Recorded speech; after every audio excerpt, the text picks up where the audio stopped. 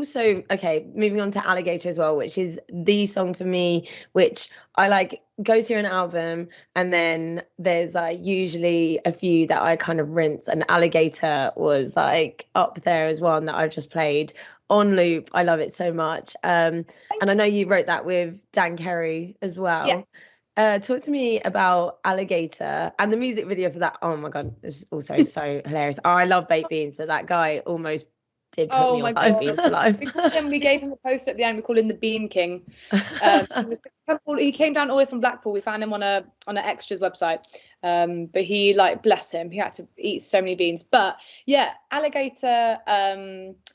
I was in the studio with Dan for 4 days, just doing some writing, just singing. We were missing a few songs, and I love working with him. So I was like, right, let's just get back in with Dan and see what we can do.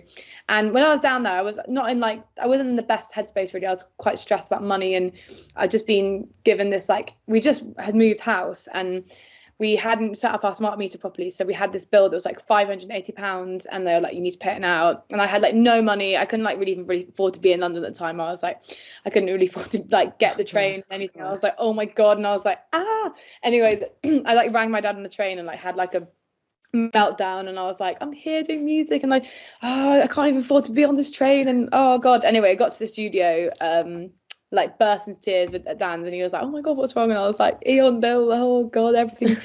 And I don't know, I think me and Dan's relationship were so close, so I felt really comfortable to be vulnerable with him. And he was like, right, come on then, let's like, what's the best thing to do this? Like, we're in a studio, let's write a song. And we kind of started writing the song, and I started with the bit, and it was we were just chugging along with that, and I was playing electric guitar, and Dan sat with the bass line bit.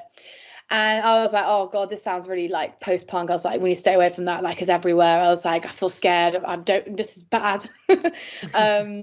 And then I kind of, we would like work on the verse for ages. And I was like, I'm quite like in the studio, if I'm getting bored by something, I try and like stamp it out. And I'm like, let's do something else. And he was like, no, like, this is good. And I was like, nah, it's rubbish. Like, we should bin it.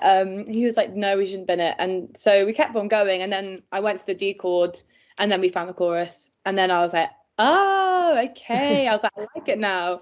Not that I'm some kind of commercial trying to find the hit, but I think as soon as we clicked with the chorus, it felt a lot more like a mixture of this kind of jangly rock song with a very like, what's the word, like psychedelic chorus. So it felt like a lovely mixture of me breaking out, but also you can still tell it's me.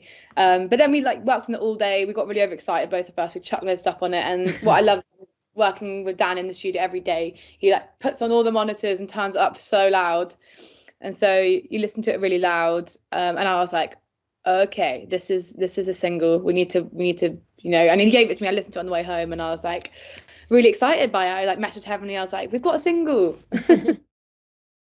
Oh, I'm so pleased you didn't bin that one. Imagine if you'd put that on the back burner.